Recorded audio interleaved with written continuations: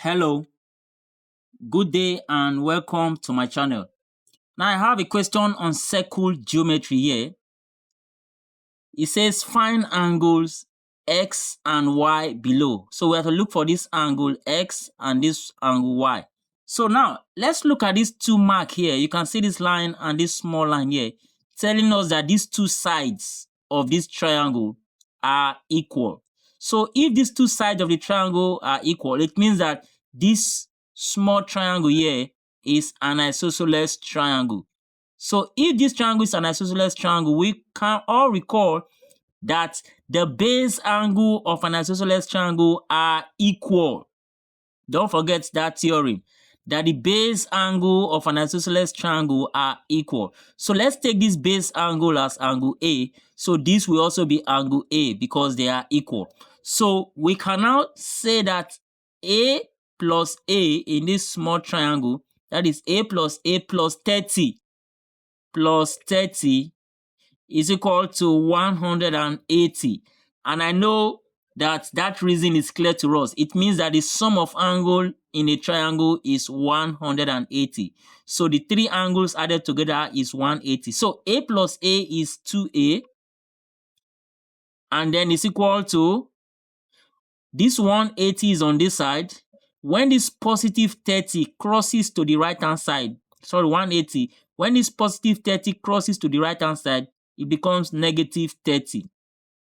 So we can say 2A is equal to 180 minus this is 150.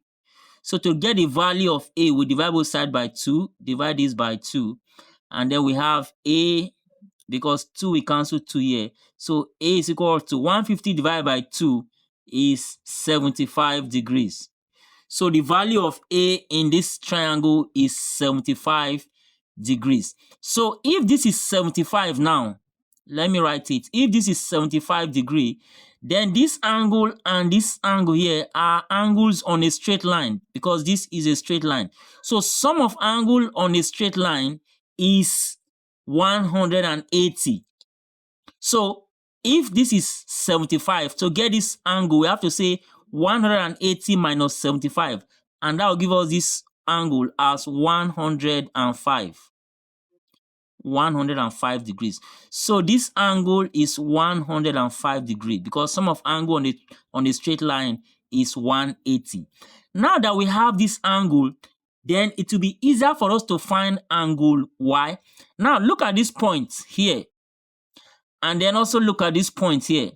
I like using points of origination. Now this line moves from this point, goes to the circumference of the circle.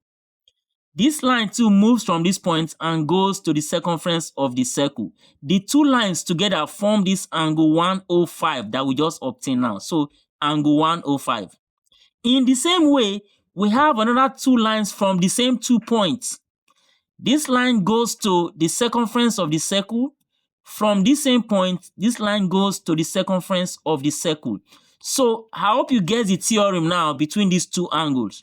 So it means that these angles are angles in the same segment.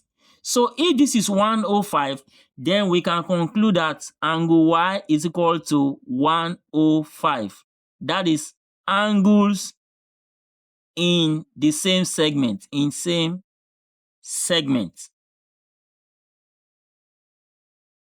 So angles in same segment, that is the rule for getting y as 105.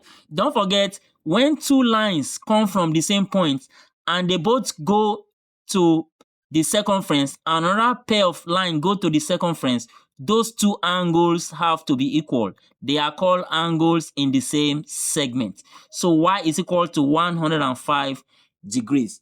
Now, let's look at angle x. Now, how to find angle x.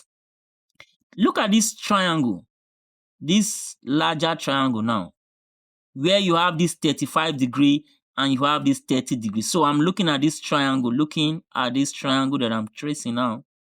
So now, this is one of the line of the triangle is extended outward to give this exterior angle.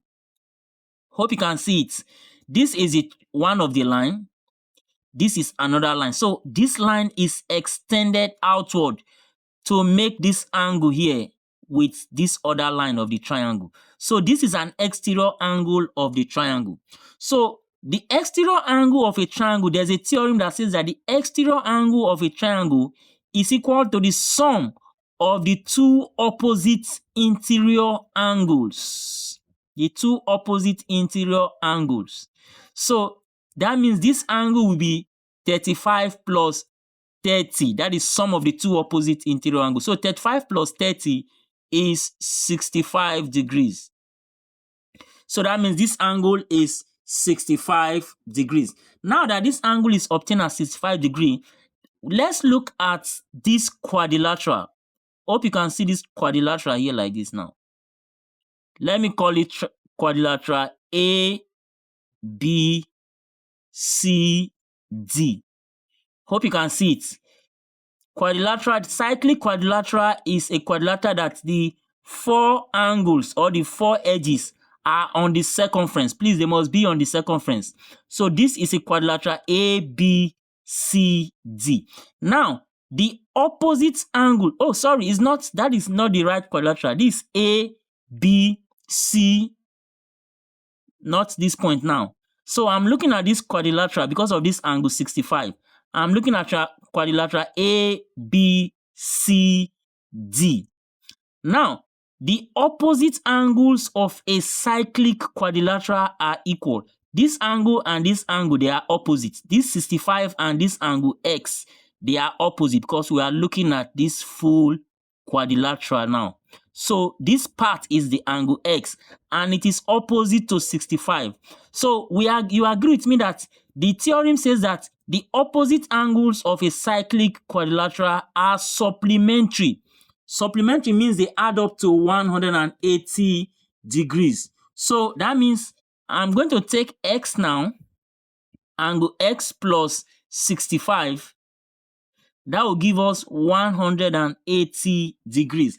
And the reason is that the opposite angles of a cyclic quadrilateral are supplementary. Supplementary means they add up to 180. So that means X will be equal to 180 minus, when this positive 65 comes to this side, it becomes negative 65. And then I can conclude from there now that the value of X is equal to 180 minus 65 will give me 115 degrees. So the value of angle X is 150 degrees and the value of angle Y, as we obtained before, is 105 degrees. Hope you enjoyed this video. Please don't forget to like, subscribe and share this video so that others can learn from it. Thank you for watching and I'll see you in the next video.